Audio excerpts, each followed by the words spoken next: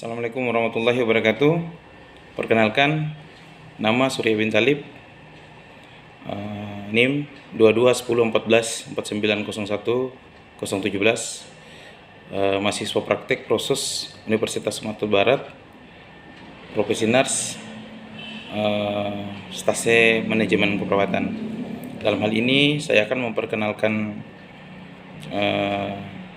tugas dan tanggung jawab saya saat berpraktik di ruangan interne RSUD Padang Pariaman, ditunjuk sebagai kepala ruangan. Ya, yang pertama saya harus menjelaskan dulu bagaimana tugas dan tanggung jawab sebagai kepala ruangan. Pengertian kepala ruangan sendiri adalah seseorang profesional yang diberi wewenang dan tanggung jawab dan mengelola kegiatan pelayanan perawat di ruangan tertentu. Dalam hal ini adalah saya bertanggung jawab terhadap pelayanan keperawatan di ruang interne RSUD Padang Pariaman. Yang kedua adalah tugas dan pokok tanggung jawab dari tugas pokok sebagai kepala ruangan di RSUD Padang Pariaman. Selain mengawasi dan mengendalikan kegiatan pelayanan keperawatan di ruang rawat yang berada di wilayah tanggung jawab saya, jadi tugas pokok saya adalah yang pertama, mengecek kebenaran dan kepatuhan rencana kebutuhan tenaga keperawatan. Yang kedua, kebenaran penerapan program pengembangan pelayanan keperawatan. Yang ketiga, keobjektifan dan kebenaran penilaian kinerja tenaga keperawatan. Yang keempat, kelancaran kegiatan orientasi perawat baru. Yang kelima, kebenaran dan ketepatan proses SOP pelayanan keperawatan.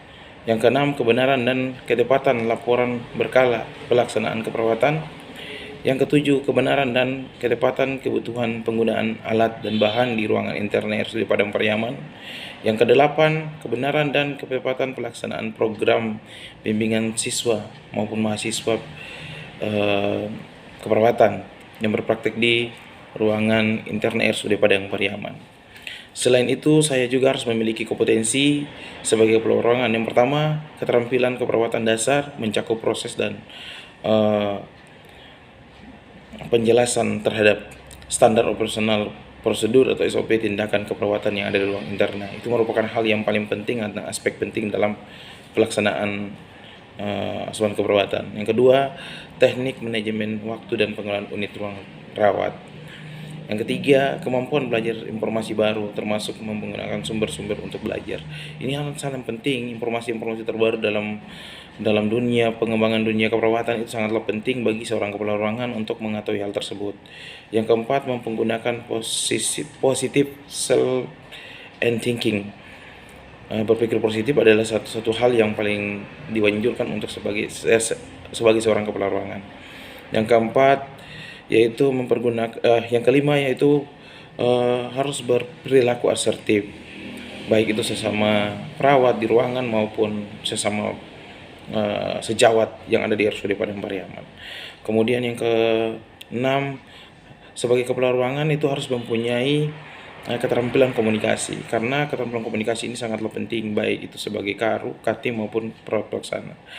Karena kalau kita berkomunikasi dengan baik atau kita membina komunikasi dengan keluarga pasien atau pasien lebih cenderung sangat percaya terhadap perawat yang melakukan komunikasi terapeutik dengan baik. Hingga ini merupakan aspek yang penting juga bagi seorang kepala ruangan. Kemudian yang ketujuh, penerapan aspek legal dalam pelayanan keperawatan. Aspek legal dalam pelayanan keperawatan ini sangatlah penting karena misalnya kita harus sebagai seorang perawat kita harus mempunyai STR standar surat tanda registrasi, kemudian mempunyai SOP, mempunyai SIP untuk melaksanakan izin praktek di ruang interne RSUD Padang Pariaman. Kemudian harus penerapan aspek etik dalam pelayanan keperawatan. Aspek etik ini hal yang sangat penting bagi seorang kepala ruangan. Ketika kita memiliki aspek etik dalam pelayanan keperawatan, maka kita selalu memegang teguh etika-etika dalam keperawatan. Bagaimana SOP itu berjalan dengan baik, kemudian kita harus berada tetap dalam koridor yang sudah ditetapkan oleh keperawatan. Kemudian kita Ada selanjutnya ada penyelesaian masalah dengan berpikir kritis. Sebagai kepala ruangan, penyelesaian masalah itu harus sangatlah penting. Entah itu masalah sesama perawat pelaksana maupun sesama perawat dengan keluarga pasien, itulah sangat penting kita mempunyai cara berpikir yang kritis dalam mengambil kebijakan dan keputusan. Kemudian sebagai seorang kepala ruangan, kita wajib harus mempunyai suatu manajemen stres, karena hal ini sangatlah penting. Baik, kenapa manajemen stres itu diperlukan bagi seorang perawat maupun seorang kepala ruangan? Karena ada saja masalah yang akan kita hadapi, baik itu sesama perawat maupun akan menghadapi masalah pasien dengan perawat, sehingga kita sebagai kepala ruangan atau leader di ruangan itu harus mempunyai aspek ini, bagaimana kita mengelola stres dengan baik. Kemudian sebagai kepala ruangan juga saya memiliki tugas bagaimana peran perencanaan, yaitu kita mampu menunjuk perawat primer dan perawat asosiat serta tugas dan tanggung jawabnya masing-masing. Jadi kita buatkan uraian tugas bagaimana sebagai ketua tim, sebagai perawat pelaksana untuk melaksanakan tugas sesuai dengan uraian tugas yang sudah dibuat. Kemudian wajib saya mengikuti hal yang sudah saya lakukan adalah bagaimana saya selalu mengikuti timbang terima antara shift. Jadi tujuan daripada kita mengikuti timbang terima, kita mengetahui kondisi pasien baik dari aspek biopsikososial atau spiritual. Kita harus mengetahui kondisi pasien dari secara aspek medis, bagaimana kondisinya, penerapan medisnya, kemudian terapinya, pelaksanaan pengobatannya, kita harus memperhatikan itu, sehingga kita dalam operan tim itu sangatlah penting kita hadir sebagai kepala ruangan. Kemudian kita melihat saya sudah melihat bagaimana kelengkapan dari perawat pelaksana sebelum melakukan timbang terima dengan ketua tim atau dengan tim lain, seperti itu. Yang berikutnya adalah mengidentifikasi tingkat ketergantungan klien yang dibantu dengan perawat primer. Hal ini kita melihat bahwa kita di ruangan internet itu memiliki dua ketergantungan, yaitu ada yang self care maupun kita tidak mempunyai total care, karena ada yang memang membutuhkan perawat sebagian, ada yang tidak membutuhkan perawat. Jadi tingkat ketergantungan pasien itu tidak ada total care di ruangan internet RT Padang Pariaman. Kemudian kita mengidentifikasi jumlah perawat sesuai dengan kebutuhan yang dibutuhkan dan di ruangan. Artinya kita sebagai kepala ruangan, saya harus melihat kondisi teman-teman bahwa apakah kebutuhan perawat di ruangan ini sudah sesuai dengan jumlah pasien yang ada di ruang rawat, sesuai dengan jumlah tempat tidur, sehingga kita merencanakan kebutuhan tenaga itu sangatlah penting bagi seorang kepala ruangan untuk memenuhi kebutuhan tenaga SDM yang ada di ruangan internet, seperti itu, dan itu sudah kami lakukan. Kemudian kita mengikuti PCT untuk mengetahui kondisi baik secara patofisiologi, tindakan medis maupun terapi yang akan dianjurkan oleh dokter yang bertanggung jawab, DPJP atau dokter yang bertanggung jawab terhadap pasien-pasien yang ada di ruangan internet. Ini sangatlah penting, dan saya selalu menganjurkan buat teman-teman perawat pelaksana maupun teman-teman yang bertanggung sebagai ketua tim, aspek ini sangatlah penting bagaimana supaya kita pasien benar dalam penerapan pasien. Hal ini bagaimana kita menerapkan 6 benar ya, dari penerapan benar pasien, benar obat, dan seterusnya, seperti itu. Ini sangatlah penting bagi kita. Kemudian kita mengatur juga dan melakukan bagaimana kita mengembangkan ASKEP, yaitu bagaimana cara membimbing asuhan keperawatan sesuai dengan standar diagnosa keperawatan Indonesia. Kemudian kita bagaimana menentukan prioritas masalah sesuai dengan aspek-aspek SDKI, SLKI, dan SIKI.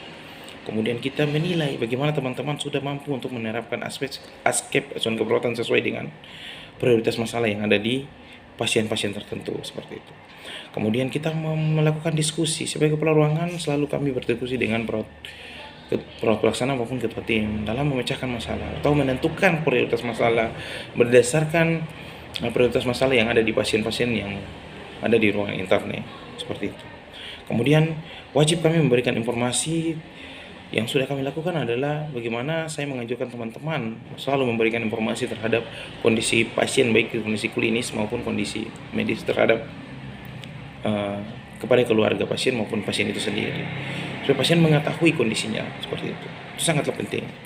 Kemudian kita membantu mengembangkan niat pendidikan dan pelatihan diri. Artinya sebagai kepala ruangan kita selalu mengembangkan diri, mengikuti pelatihan-pelatihan, bagaimana pelatihan perawatan yang terbaru, pelatihan-pelatihan pertolongan maupun baik itu BTCLS untuk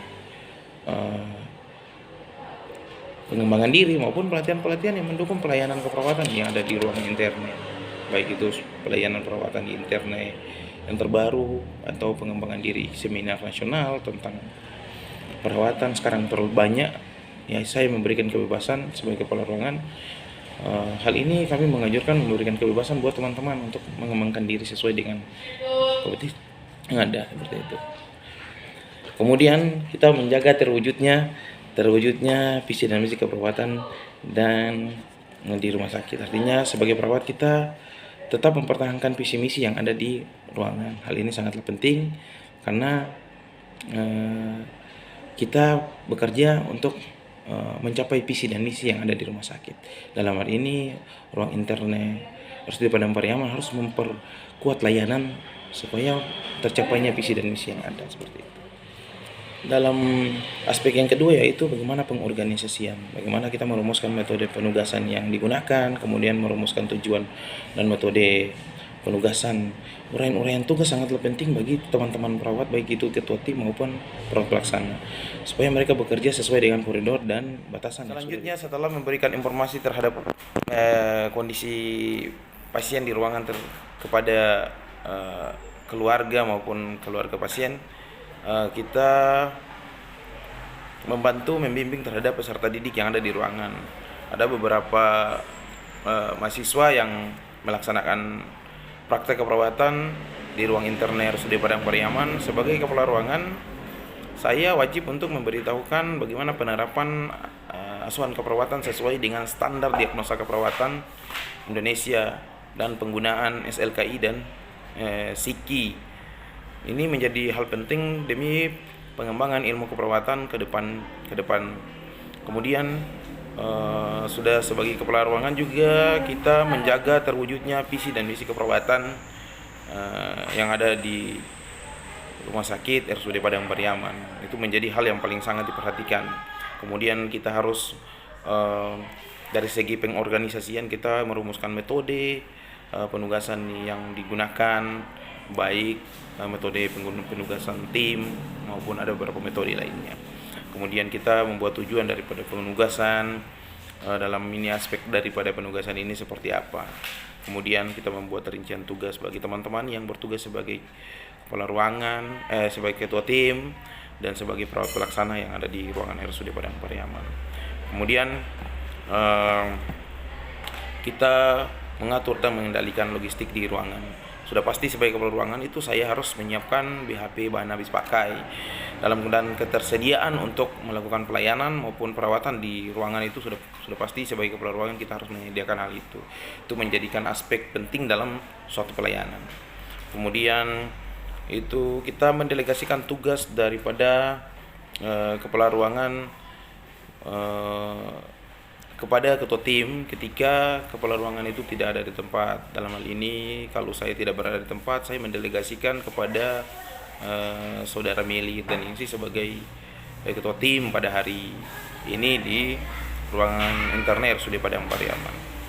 Kemudian kita harus juga mempunyai ilmu untuk mengembangkan metode-metode pengembangan yang ada di ruangan interne demi pelaksanaan keperawatan yang baik di ruangan RSUD Padang Pariaman terhadap perawat pelaksana yang ada di ruangan. Kemudian